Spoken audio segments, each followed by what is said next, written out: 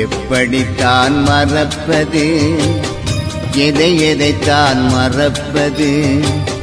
எரிகுண்டு தணலாயுடல்கள் எரிந்து சாம்பலானது.